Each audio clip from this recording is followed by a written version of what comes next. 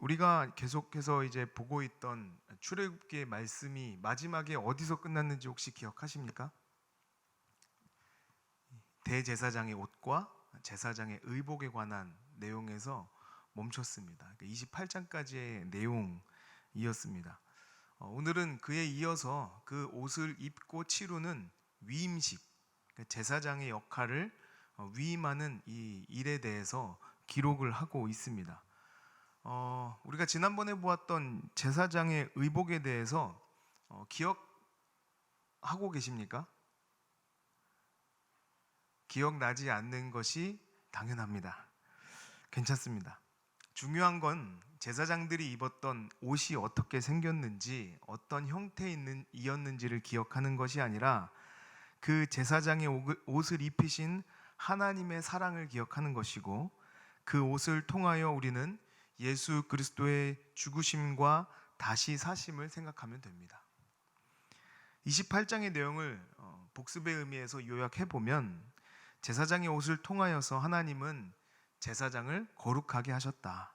그것은 제사장이라는 사람이 거룩해서가 아니라 거룩한 성막에서 일하는 자들이 드러내야 하는 하나님의 영광이고 그들의 구별된 모습을 드러내는 상징이다 라고 생각하면 됩니다. 오늘날에 우리는 주님 앞에 부르심 받은 제사장이 되어서 예수 그리스도로 옷 입는 자가 되었다라고 우리는 말씀을 통해 배웠습니다.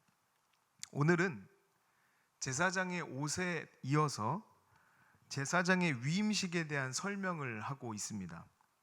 제사장 옷만 입는다고 해서 제사장의 역할을 할 수 있는 것이 아니라 제사장으로서 하나님 앞에 서는 시간을 통하여서 그들은 제사장의 직분을 갖게 된다라는 것입니다. 옷만 입어서 되는 것이 아니라 하나님 앞에 위임식을 거쳐서 제사장이 된다라는 것이죠. 오늘 본문을 한번 살펴보면 29장 1절입니다. 내가 그들에게 나를 섬길 제사장 직분을 위임하여 그들을 거룩하게 할 일은 이러하니 곧 어린 수소 하나와 흠없는 순양 둘을 택하고. 여기 본문 말씀 보니까 나를 섬길 제사장 직분을 위임한다 이렇게 이야기합니다. 그러니까 제사장의 정체성은 하나님을 섬기는 자라는 것입니다. 하나님을 섬기는 자, 이것이 제사장의 정체성입니다. 하나님은 이 사람을 세우는 것입니다. 그리고 그들을 거룩하게 한다라고 명시하고 있습니다. 28장 마지막에도 그들에게 옷을 이렇게 입히고 거룩하게 하라라는 명령이 기록되어 있거든요. 근데 오늘 본문 처음에도 그들을 거룩하게 할 일, 그러니까 이스라엘 백성들 앞에서는 이 제사장은 하나님을 섬기는 사람인데 그들은 어떤 사람일까요? 거룩한 사람이죠. 하나님을 섬기는 사람, 이 섬기다라는 표현이 이제 예배하다라는 표현과 같습니다. 그러니까 이 예배하는 자는 거룩한 사람으로 먼저 정해지는 거죠. 이 거룩하다는 것이 무엇일까요? 오늘 말씀의 가장 중요한 핵심입니다. 거룩하다는 것이 무엇일까요? 출애굽기 28장에 대해서도 우리가 살펴보면서 하나님이 중요하게 여기시는 것은 거룩이었습니다. 거룩은 지난번 설교를 기억하시는 분이 계실지 모르겠지만 우리가 거룩하기 위해서, 거룩한 자가 되기 위해서 노력해야 되는 어떤 목적지, 목표가 아니라고 말씀드렸어요. 거룩하기 위해서 목표를 세우고 우리가 거룩하기 위해서 살아가야 된다라는 것이 아니었다는 거죠. 이것은 거룩함을 목표 삼는 것보다는 차라리 거룩이라는 말 자체가 우리의 신분, 우리가 처한 어떤 상태에 더 가깝다고 표현을 했습니다. 왜 그렇게 생각할 수 있을까요? 거룩하다라는 이 단어는요, 세속으로부터의 구분이 있습니다. 정결하지 못한 것으로서부터의 구분, 죄로부터의 구분이 있습니다. 이렇게 구분한 목적이 무엇일까요? 하나님께서 우리를 구분하신 목적, 출애굽기 19장에 이미 나와 있었습니다. 같이 한번 읽어보겠습니다. 세계가 다 내게 속하였나니 너희가 내 말을 잘 듣고 내 언약을 지키면 너희는 모든 민족 중에서 내 소유가 되겠고 너희가 내게 대하여 제사장 나라가 되며 거룩한 백성이 되리라. 너는 이 말을 이스라엘 자손에게 전할지니라. 내 소유가 되겠고 너희가 내게 대하여 제사장 나라가 되며 거룩한 백성이 되리라.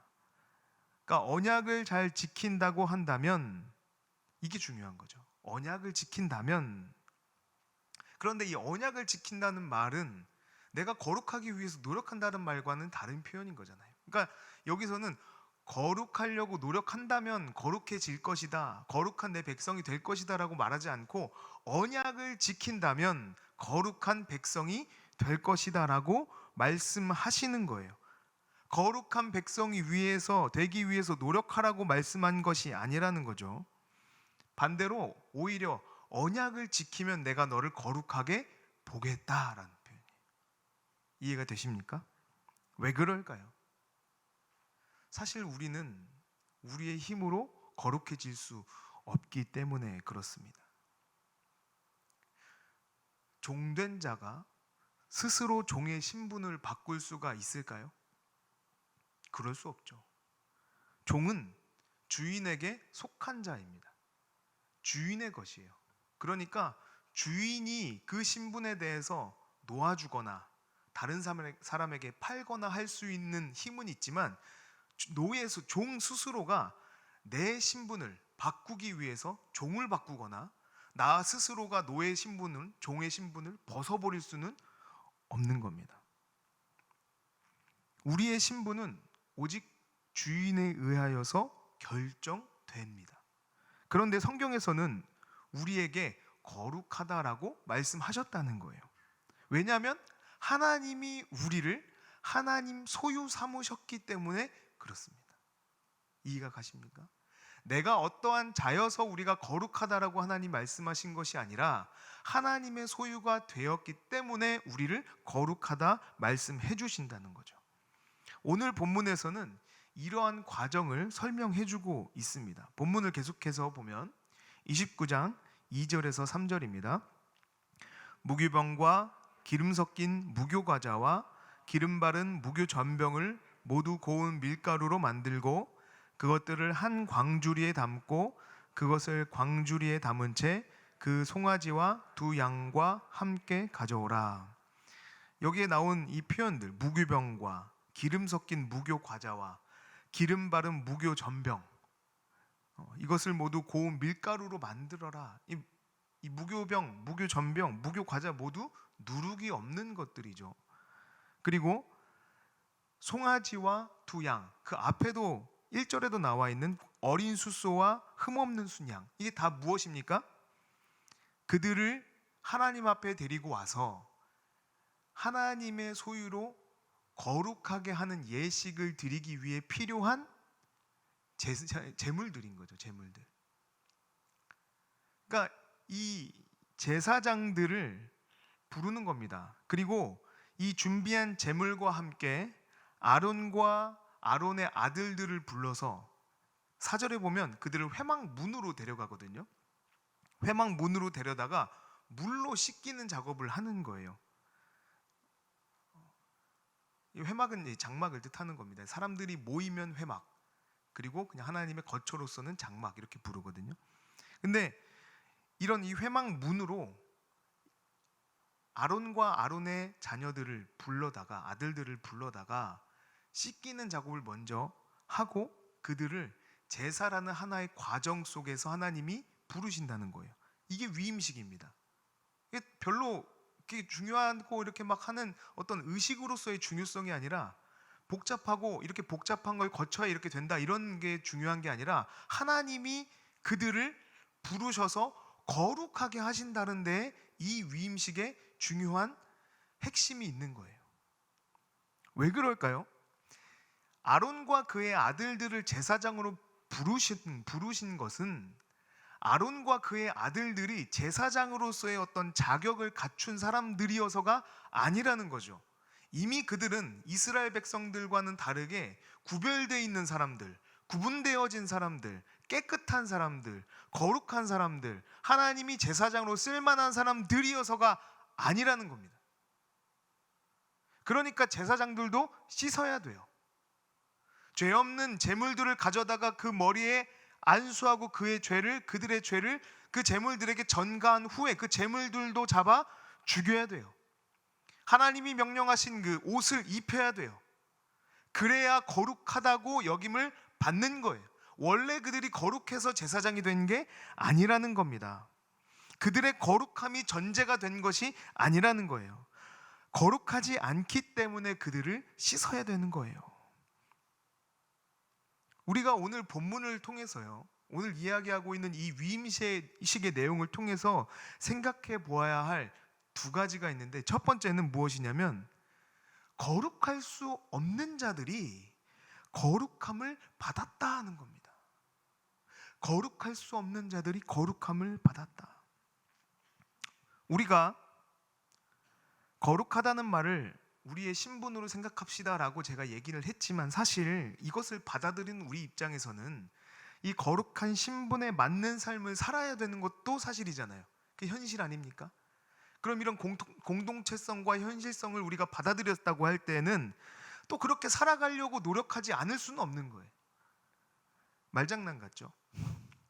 그러나 말장난이 아니라 거룩한 신분에 맞는 삶을 살아가기 위해서, 우리가 하나님의 소유된 자처럼 살아가기 위해서 노력하는 것이 불가피한 것처럼 보인다는 거예요. 마치 우리가 지난 설교의 마지막에 제가 그런 말을 했습니다. 의사 가운을 입으면 우리는 그 사람에게 의사다움을 요구할 것이고, 군복을 입은 사람에게는 군인다움을 요구할 것이고, 목사의 옷을 입은 사람들에게는 목사다움을 요구하듯이 그리스도로 옷 입은 사람들에게는 그리스도다움을 요구할 것이다 라고 말씀드렸죠. 그런데 우리가 그리스도다움을 보여주기 위해서 우리가 먼저 이해해야 될 것은, 우리는 우리 스스로 거룩할 수 없다는 것을 받아들여야 된다는 거예요. 이렇게 한번 생각해 보겠습니다. 사복음서에 예수님의 행적을 쭉 기록해 놓은 것들을 찾아보면요, 예수님이 만나는 사람들은 어떠했을까요? 예수님이 만나는 사람들은 그 당시에 자기 스스로 의롭다고 여기는 사람들이 있었습니다. 바리새인과 서기관들, 하나님의 말씀을 철저하게 지키려고 노력했던 사람들, 그런 사람들이 볼 때 예수님이 만나는 사람들은 죄인들이에요. 의로운 사람들이 아니란 말입니다. 예수님이 그들을 만나실 때 그들은 거룩하다라고 여김받을 만한 사람이 아니었습니다. 그리고 그들은 예수님을 만납니다. 죄인이라고 손가락질 당하던 삭개오를 한번 보겠습니다. 삭개오는 당시 사람들에게 손가락질 당하던 대표적인 죄인의 예입니다. 예수님께서 그런 죄인을 만나러 가십니다. 삭개오에게 구별된 모습이 있습니까? 삭개오라는 사람에게 거룩함이 존재합니까? 그래서 예수님이 그를 만나러 갔습니까? 그렇지 않습니다. 예수님을 만난 삭개오의 모습은 거룩함과는 전혀 거리가 멉니다. 그러면 예수님을 만날 때 그는 거룩한 행동을 보여줬습니까? 뭔가 구별된 행동을 했습니까? 나무에서 내려온 게 구별된 행동이라고 한다면, 거기에 모인 수많은 군중 중에 예수님을 더 잘 보기 위해서, 예수님 곁에 더 다가가기 위해서 노력했던 수많은 사람들도 거룩하다고 이야기해야 될 겁니다. 근데 그러지 않아요. 삭개오가 예수님 만난 순간 옷이 변했습니까? 그가 입던 옷이 새 하얗게 변해서 구별된 모습을 드러내줬습니까? 아닙니다. 삭개오가 예수님을 만나자마자 그 자리에서 무릎 꿇고 머리를 조아리면서, 예수님, 제가 이제는 다시는, 두 번 다시는 죄인으로 살지 않겠습니다라고 고백하면서 예수님께 싹싹 빌었습니까? 오히려 반대죠. 예수님께서 우리 집에 거하셨으면 좋겠습니다라고 자신의 집에 초대합니다. 그리고 예수님과 이야기를 나누다가 깨닫게 되었습니다. 아, 내가 거룩함을 입었구나. 예수 그리스도로 옷 입었구나. 자신이 하나님의 소유됨을 깨달았을 때, 다시 말하면 내가 하나님이 나를 소유하실 만큼 나는 가치 있는 자라구나라는 사실을 깨닫게 된 그때에 삭개오는 자신의 노력이 아니라 은혜로 거룩함을 입었다는 사실을 깨닫게 되었다는 거예요. 은혜로. 잃어버린 탕자는 어떠합니까? 잃어버린 탕자가 아버지께 받은 모든 재산을 탕진하고 다른 집에 종살이를 합니다. 그리고 깨닫습니다. 아버지께로 돌아가야 되겠다. 그때 이 탕자의 상태가 어떠합니까? 아버지가 다시 받아줄 만큼 탕진한 재산을 회복했습니까? 아버지가 자기를 받아줄 만큼, 자녀로 인정할 만큼 원래의 모습보다 더 나은 모습으로 회복되어서 아버지를 찾아갑니까? 우리가 기억해야 될 것은 아버지께 돌아가는 그 탕자의 두 손에 들려진 것은 아무것도 없었다는 사실입니다. 그렇다고 그가 탕진한 재산을 다 갚았느냐? 그것도 아닙니다. 탕자의 인생은 아무것도 없는 밑바닥 인생 그 자체였습니다. 그런데 그를 맞이하는 아버지의 모습은 어떠합니까? 탕자의 상태가 아들로 받아들일 만해서 그를 받아들였습니까? 아닙니다. 오히려 탕자 스스로도 아버지 집의 종으로 살면 좋겠다고 생각할 정도로 그는 볼품 없는 상태였습니다. 그럼에도 불구하고 아버지는 그의 상태와는 상관없이, 그의 처지와는 상관없이, 그가 가진 것과는 상관없이 아들로 인정하고 받아주시지 않습니까? 왜 그럴까요? 그것이 탕자의 신분이기 때문에 그렇습니다. 그것이 거룩함입니다. 예수님께서 우리를 위하여 십자가에 죽으실 때, 예수님께서는 우리를 불쌍히 여기셔서 우리를 위해서 십자가에 죽으셨습니다 라고 이야기하게 된다면, 위해서 죽었다고 이야기하게 된다면, 우리는 예수님의 도움을 받은 정도로, 우리를 좀 도와주시려는 목적으로, 우리를 좀 이롭게 하시려는 목적으로 예수님께서 십자가에 죽으셨구나 정도로밖에 이해를 할 수가 없어요.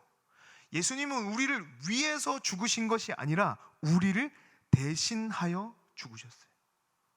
베드로전서 3장 18절 같이 읽겠습니다. 그리스도께서도 자를 대신하셨으니 이는 우리를 하나님 앞으로 인도하려 하심이라. 육체로는 죽임을 당하시고 영으로는 살리심을 받으셨으니. 여기도 보면 죄를 위하여 죽으사 의인으로서 불의한 자를 어떻게 했다고 말합니까? 대신하셨다는 겁니다. 대신하셨다. 우리를 위해서, 우리를 도와주시려고 죽으신 것이 아니고 죽어야 되는 나를 대신하여서 죽으셨다는 거죠.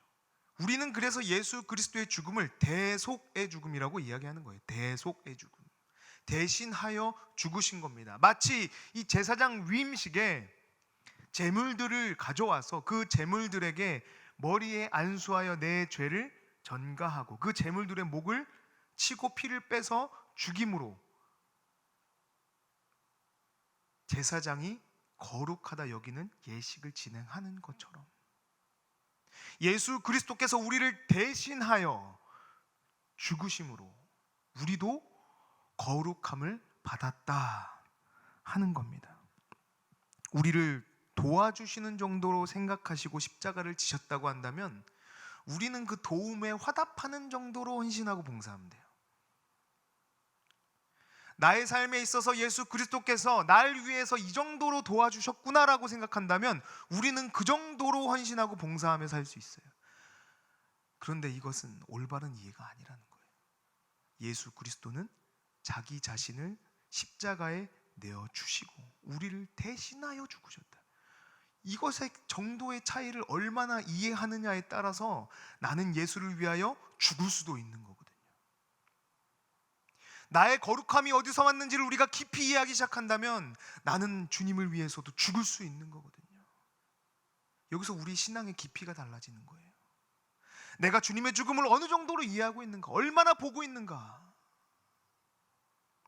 나를 도와주신 정도로 생각한다면 나도 주님을 돕겠습니다로 끝나겠지만 주님이 날 위하여 죽으셨다, 대신하여 죽으셨다라는 이해 속에서 우리는 날 대신하여 죽으신 주님의 죽음 앞에 그 무엇으로도 갚을 수 없구나라는 그 이해가 우리 안에 깨달아지기 시작하는 겁니다. 십자가의 사건은 그런 사건인 겁니다. 내가 감당할 수 없는 거룩을 예수 그리스도께서 대신 십자가를 지심으로 허락하셨다는 거예요. 그게 예수 그리스도로 옷 입은 자들인 겁니다.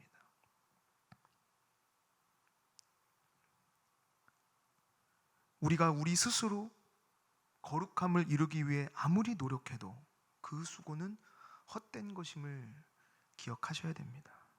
그래서 거룩은 목적이 될 수 없는 거예요. 오히려 우리의 노력이 아니라 예수님께서 십자가에서 몸을 찢고 피를 흘리심으로 3번에 이루신 그 구원의 은혜의 사건임을 기억하시길 소망합니다. 탕자가 아버지의 아들의 자격을 얻기 위해서 아무것도 한 것이 없듯이 우리도 주님의 품 안에 은혜로 나아가는 것 외에 할 수 있는 것이 아무것도 없습니다. 하나 더 생각해 볼 것은 두 번째로 거룩함을 입은 자들의 삶의 태도는 거룩해야 한다는 거예요.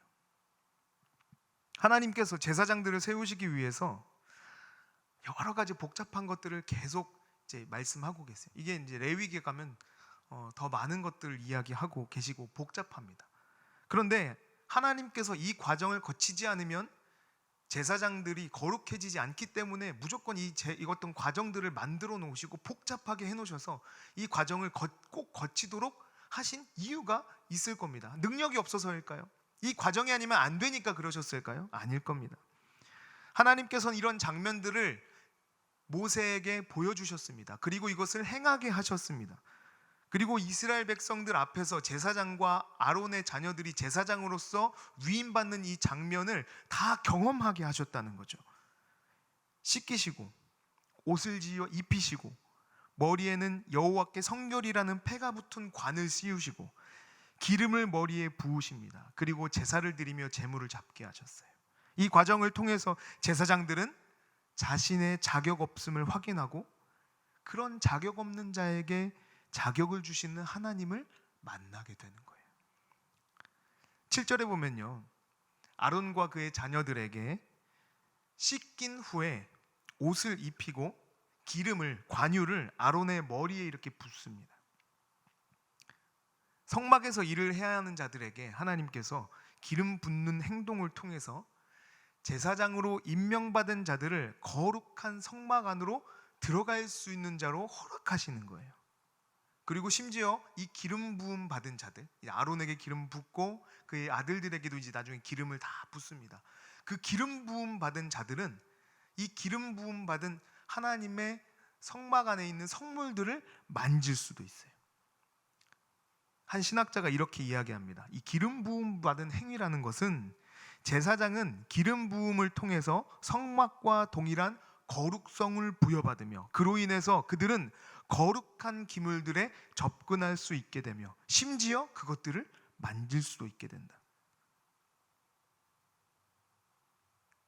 하나님이 거룩하다라고 하신 그 성물들 아무나 만지면 죽습니다. 그러나 기름 부음을 통하여서 구별한 그들은 하나님께서 기름 부은 성막의 그 성스러운 기구들을 만질 수 있게 해주신다는 거예요. 신약 시대를 살아가는 우리를 한번 생각해 보겠습니다. 우리는 예수 그리스도를 우리의 주로 고백하고 이제는 성령 하나님을 내 안에 모시고 살아가는 성전들이에요.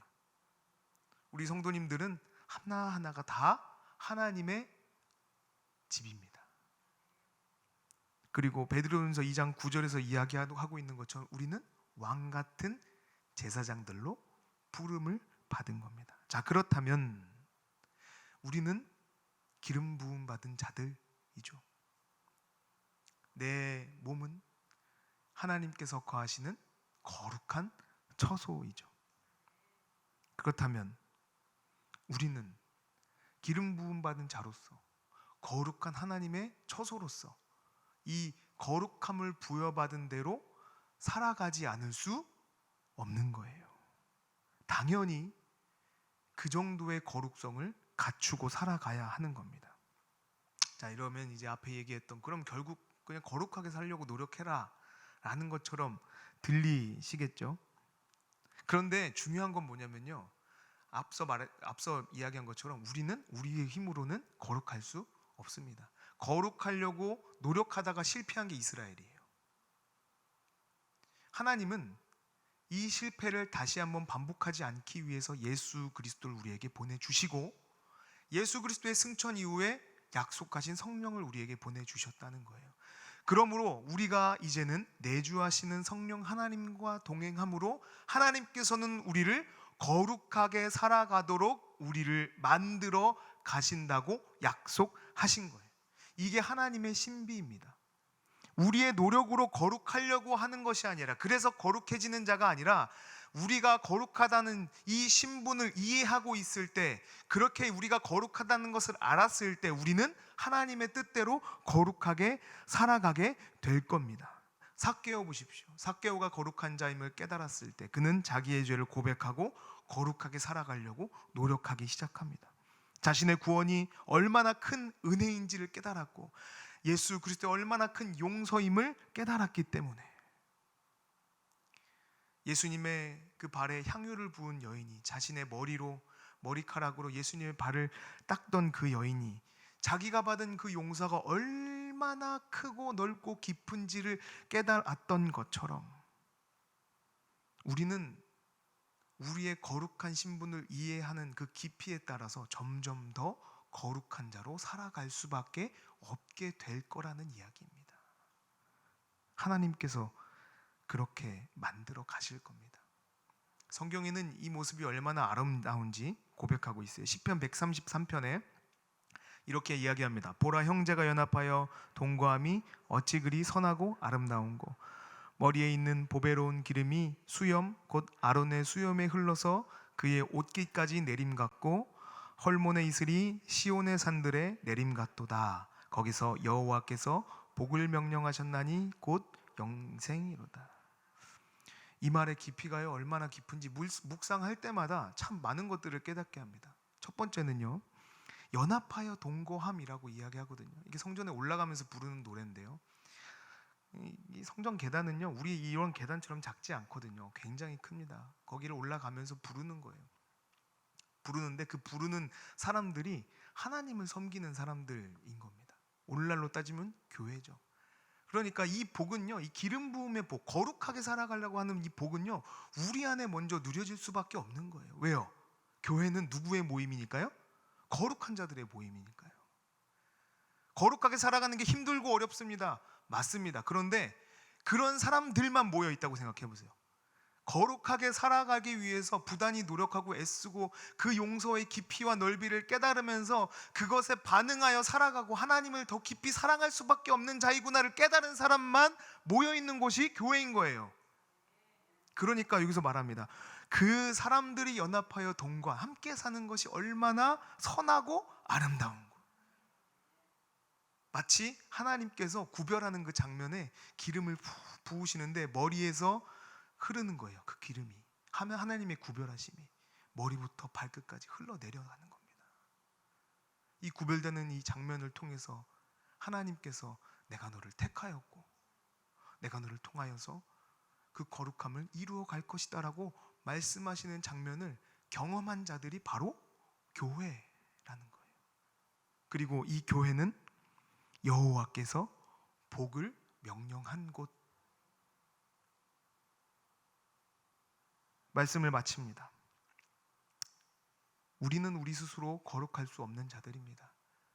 우리의 능력으로는 거룩함에 도달할 수 없습니다. 그래서 하나님께서 우리에게 예수 그리스도로 옷 입어 예수님의 의를 우리의 의로 삼으시고, 다시 말하면 우리를 거룩하게 하시고, 아무것도 아닌 우리를 거룩하게 하시고, 거룩할 수 없는 우리를 거룩하게 하시고, 그렇게 거룩하게 삼으실 것입니다. 그 일을 위해서 우리가 오늘 이 자리에 모인 겁니다. 우리가 함께 모인 겁니다. 예배당에 성도들이 모여서 거룩할 수밖에 없는 우리를 주님께서 부르셨다는 사실 앞에 기뻐하고 감사하고 감격하며 그분 앞에 우리의 기도 제목을 아뢰드리는 시간이 오늘인 줄 믿습니다. 우리 함께 기도하며 나아가실 때 주님, 우리의 기도에 응답하여 주시옵소서. 다시 한번 우리의 삶 가운데 찾아오시는 주님, 거룩을 명하셨사오니 이제는 거룩하게 하여 주시옵소서 고백하며 나아가는 시간 되기를 소망합니다.